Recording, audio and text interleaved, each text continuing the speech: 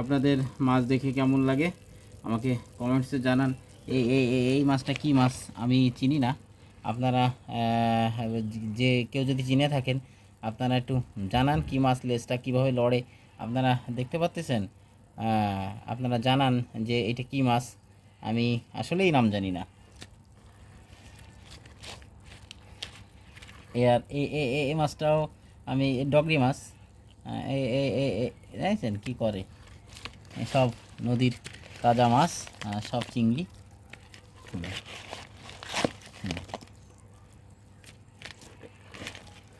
এইটা অনেকে ভোলা মাছ বলে, অনেকে জাবা মাছ বলে। আপনারা একটু কমেন্টস করে জানাবেন এটা আসলে কী মাছ।